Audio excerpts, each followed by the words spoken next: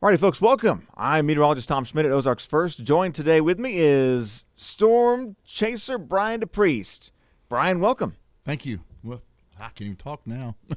Yeah, right. We're talking a lot before, and now I'm getting brain dead. it's different. It's kind of interesting how it happens because I kind of noted the same thing. We're used to standing up there in front of the green screen, and I remember when we first started using this desk and sitting down in chairs, you just kind of lost the energy. You really had to dig down deep and find it. I'm horrible. I'm horrible on this. I'm horrible with this stuff. Oh, that's all I'm right. not the best. I'm not the best TV person. You can tell by my face. I'm not. I'm not made for TV. But I'll say what you are good at is your storm chasing. Well, right? thank you. You've been doing it a long time. 27 years, you This said. will be my 27th year. All right. And so you were kind enough to send us over some pictures, and you admitted some of these weren't all from you, but you were at least on each one of these storms. I was on every one of these storms in these pictures. Every one of them. All right. So let's go ahead and take a look then and see what you've got. What's this one here? That's a Tornadic Supercell. Yeah. It's rain wrap. You can't. I mean, that was a screenshot that one of my friends, I think it was Sean, my friend Sean Kellogg, took a screenshot off a video. And that's how we knew it was a tornado. Yeah. Yeah, it was. Of course, you're running around. That's why we always look at pictures afterwards. It is sometimes easy to get lost, or maybe you see something not real sure. Maybe the picture makes it a little more clear sometimes. Well, you can tell by the resolution. You could tell it's from a video. It's pretty pixelated. Sure. Yeah. So, right. But I mean, you can see it. You can see the condensation cloud, and yeah, clearly in the picture. then at the very bottom, you can see where it was getting rain wrapped. A little bit. That was around, if I'm not mistaken, it was around Custer City, Oklahoma. All right. And this one is same storm. Same storm. Same storm. That Same was a kinda good look. day. Yeah. Good day. That looks Out nice. in the middle of nowhere, Oklahoma. To my knowledge, I don't think there was very much damage out of these storms because it was just. Well, if you look over there to the far left, see that tree line to our far left. Yeah. See that satellite tornado? Yeah. Sticking out the yep. left side. Yeah. I just noticed that like a week after we did that, I got looking. I was like, "Holy cow! There's a satellite tornado." Yeah, okay, so you guys are in this position. When you get close to these storms, you got to remember it's not sometimes just a tornado. The whole thing is spinning. Oh yeah, and there's not just one area of rotation. There can sometimes be two or three spinning around that main circulation. I'm not into this up close and personal with these storms. I'm all about the structure. This is close enough. Yeah, I mean, I would say that was 3 or 4 miles from us. Okay, see that's a difference too. You're in northwest Oklahoma. Yeah. You 3 or 4 miles away here in the Ozarks. 10 miles away, and you can see it. Can't see here. Yeah, you can see a storm. It's. I love chasing out there. It's perfect. I love it. It'd be perfect topography and everything. I got some more. We'll just keep flipping on through them. This one also up in northwest Oklahoma. Is that the same? I think it's the same storm. There? It looks like it is. Yeah. Same storm. Look at that. Look at the RF. Look at the inflow coming from the back from the RFD. Just man, it was a beautiful storm. That's a nice one. There was a lot of chasers on that storm because it was pretty much the storm of the day. Yeah. We got lucky. Well, the roads we took, we didn't get as much chaser convergence, but we did. But we got out of it pretty quick, and man, we just got lucky, and we were at the right place at the right time. And every one of these pictures was taken. Yeah, it looks like it, and that's what it's really all about, isn't it? I mean, yeah, you can luck of the cover. draw. Yeah, it can be because you're covering this whole area. It could be 100 square miles for this storm risk, and if you're in the wrong spot at the wrong time, you could miss the whole thing. I mean, that day I think I got up at 5 or 6 o'clock in the morning, and I mean, chased till dark. They're long days. Yeah, that was the beast right there. This day paid off. Yeah, no kidding. That was pretty much the Custer City, Oklahoma tornado. And this was from a friend of yours that took this one? My friend Sean Kellogg. Sean Kellogg. But you were on the same storm. I was right with him. Yep. And we all chased together that day. For that week, I guess I should say. Shot. Look, you're talking about the structure on this one. Yeah, clearly shows it was that. Wow. I mean, the picture doesn't give it no justice. What you see? No, never does.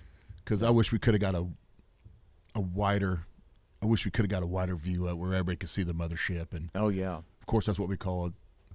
Tornadic Supercell updraft. Looks like looks like a big old ship. Yeah, you can see. But I mean, you can see the striations. I was going to say the stacks in it there. Yeah, it was a beautiful storm. That's cool. So you storm chase. Yes, sir. You go to Oklahoma. I go everywhere I can go and do that storm chasing. Yep, I'm crazy. crazy nut. Some people would say crazy. Yeah, exactly.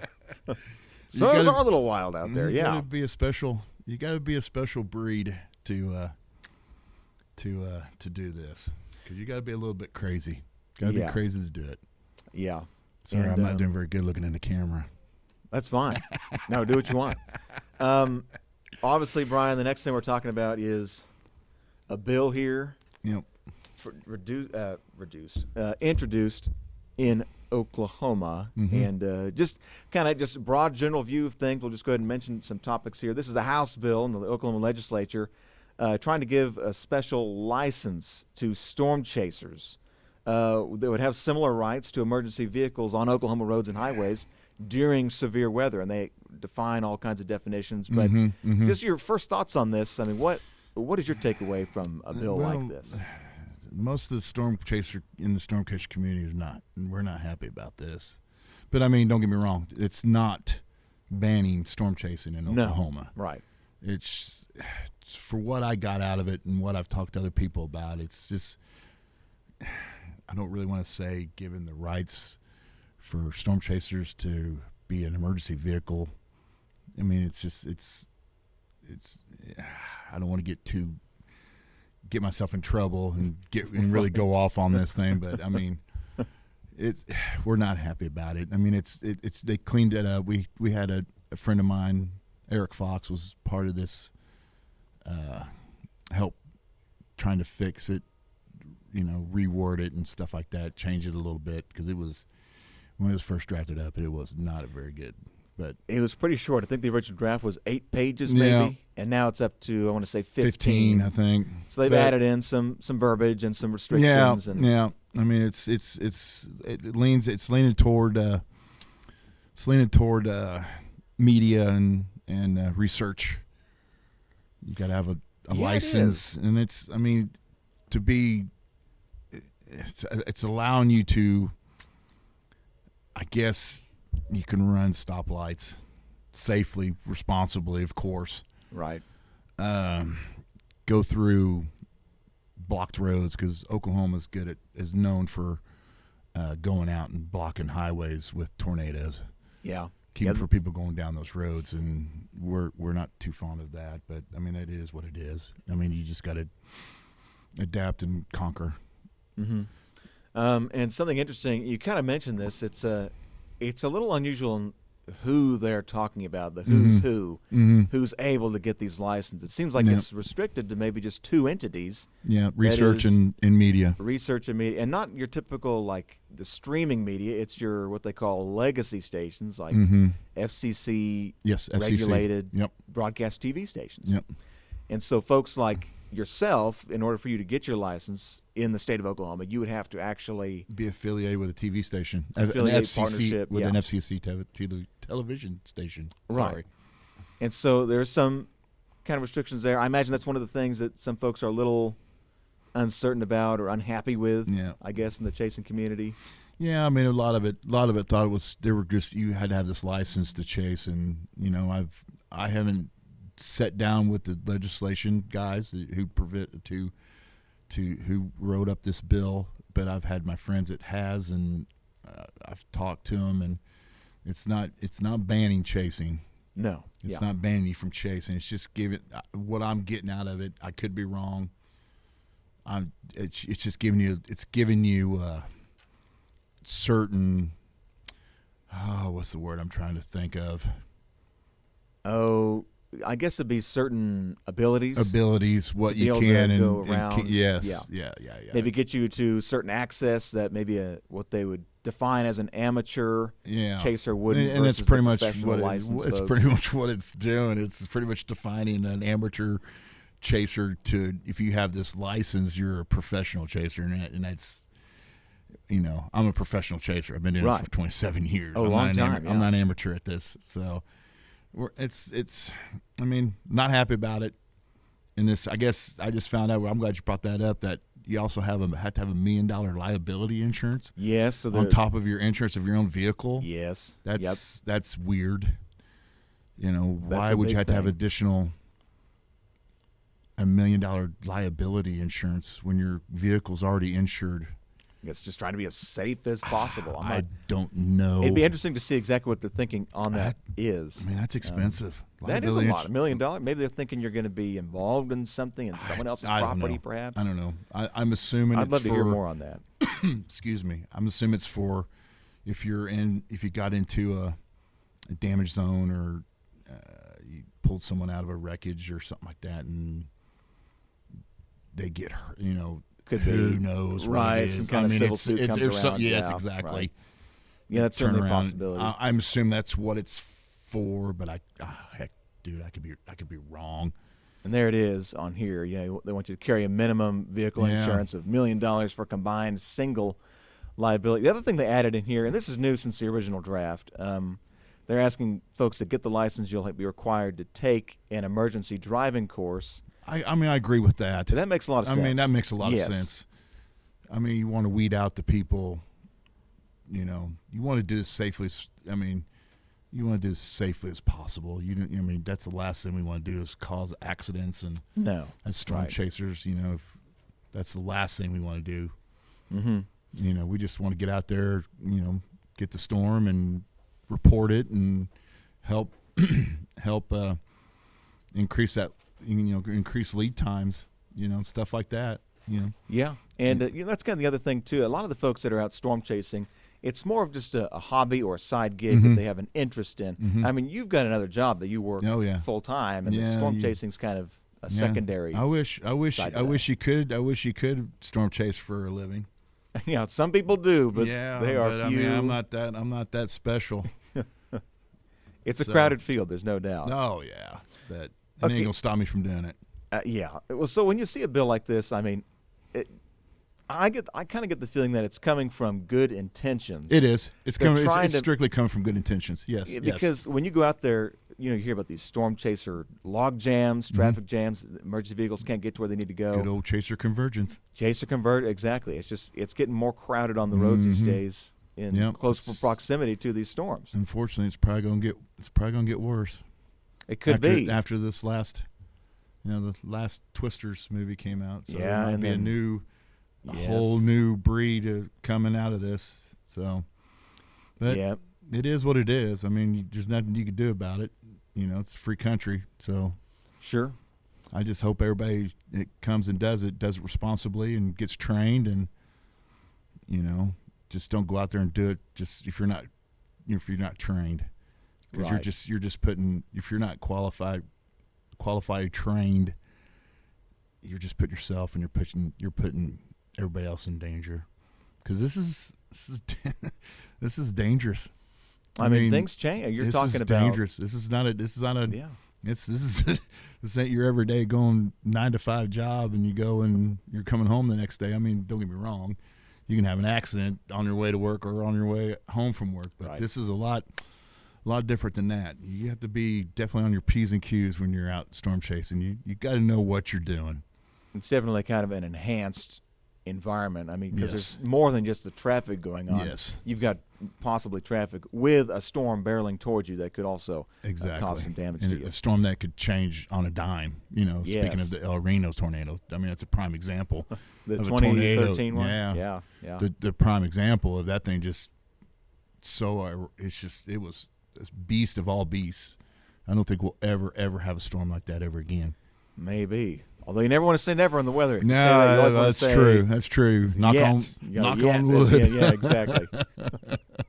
I've been surprised more often than not when it comes to exactly Mother happens. Nature, she's unpredictable. And so, the fee for this, the initial fee is $500. Mm-hmm. And they did change it. It used to be you'd have to renew it every year, I thought. And now it says the initial one is for 3-year license. I don't know who's going to be able to pay that.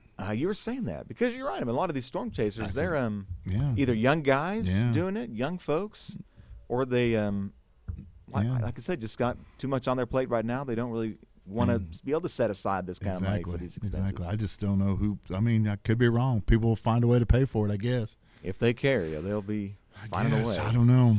Then every 3 years, you got to fork up another $250. Man. Yeah. Just to carry a. I'm assuming it's going to be a piece of paper. Probably. It looks like just a regular license. based on what's I don't know. been in here.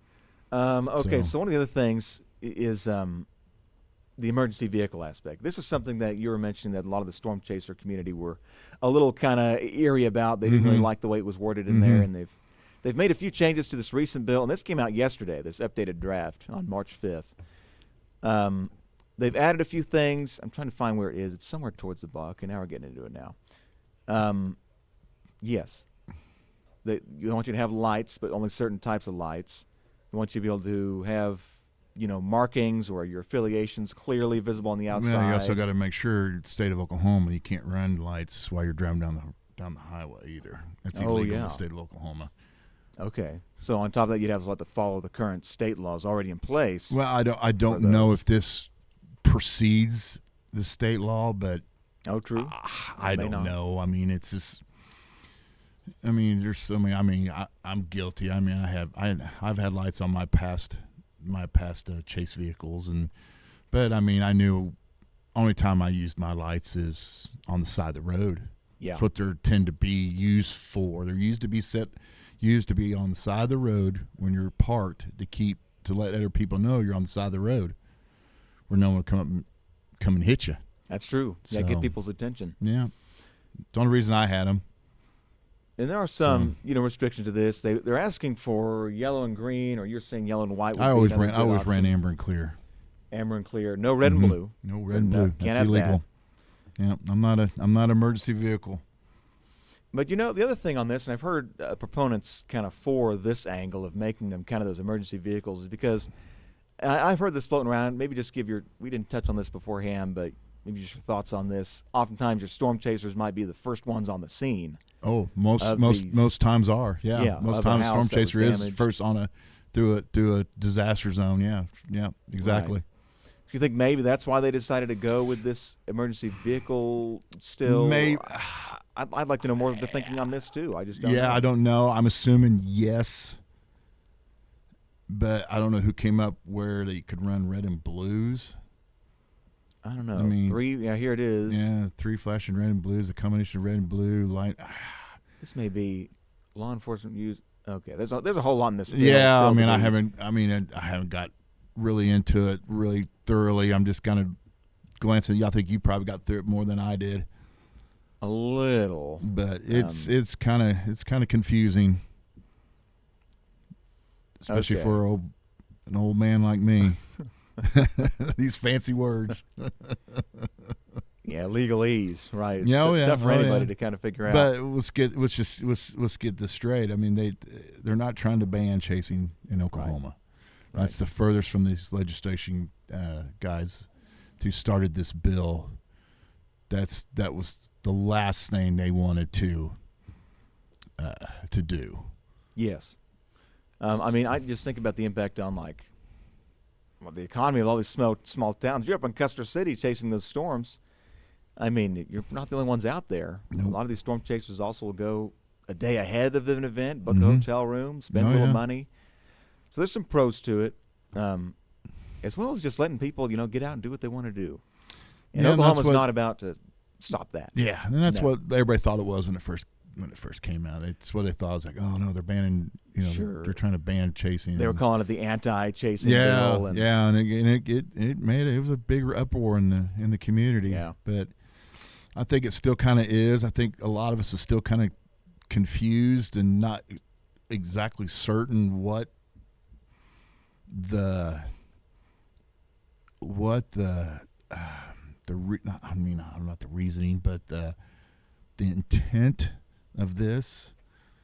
But I guess if it passes through the House, I think it's passed through the Senate in Oklahoma, but I don't think it's not up.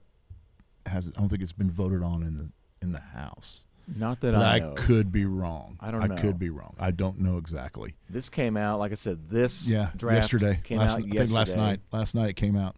Yep. And so I don't know. I'm not much for looking at this I'm not, document stuff. Yeah, but, I'm not good. I'm not a smart man. Moving to amend it. So this is just amendments that they passed. Yeah. And as I said, you have to vote on it. Yeah. I mean, it's still unclear. This might not even pass. Maybe not. Just don't know. And so let's go into that kind of scenario. We touched on this briefly beforehand.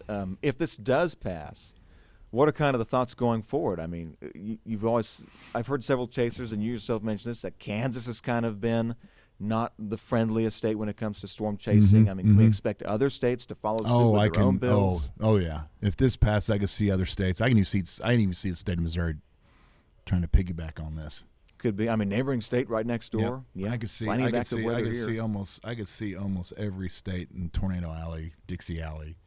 I could see every state in those areas could jump on and do some kind of legislation like this. Yeah, and it'd be interesting to see also. I mean, how much revenue would this generate? But also, I could be wrong. Could be. I could be wrong. Yeah. You just don't. I mean, yeah. State by state. If I could predict the future, I'd be a millionaire. Exactly. Yeah. Well, it's an interesting bill. It is interesting. First of its kind to be brought up that I know of. There's been several. Okay. In the past, they just didn't get no traction. Right. This is the first one that's really got really good traction. It has. It's got really big traction. So, but let's get it straight. It's not banning storm chasing in Oklahoma. No. It's what I'm getting out of it. It's going to give you some special access. Yeah, access. Yeah. But I mean, if you're with my thoughts, if you're with a TV station anyway, or media, any type of media, and you have credentials, why would I not keep you from going into that anyway without a license? I mean, I don't know. I mean, you've probably seen it too. Those chasers, I mean, they're on like almost a first name basis with some of those law enforcement guys. They just wave them on through as like their friends. Yeah. Well, because a lot of them know what we're doing. Yeah, that's true. A lot of those cops don't want to. I mean, no, they're not as crazy as we are, but right. They're thinking about safety and stuff. We're just, we try to get the ground truth for National Weather Services wherever we're chased, whatever state we're in, and help lead time. There's a lot of researchers out there too. We just, I don't know if we'll ever understand storms. I just don't know. Maybe not. Yeah, complete form. Probably, yeah. I don't know. It'd be awesome if we could. I mean, there's so much data out there now from everybody that's out there that's done research, and it takes a lot of years to go through this data. It's a lot of data. It does. I don't think from the Vortex 2 project. I don't think they've gone through all that data. Maybe not. And that was what? Almost 10 years ago? I don't even know when that was. Yeah, but Vortex 2 was still working on it. Yeah, I think it was early 2000s when Vortex 2 came out. Cool things with AI, these computer-generated models that try to simulate, this is what a storm would have looked like on the inside. So there's some cool stuff. There's some fascinating stuff happening. But you're right. It's just the kind of the drop in the bucket. Yep, drop in the bucket. Mother Nature. Yeah. She's a complicated girl.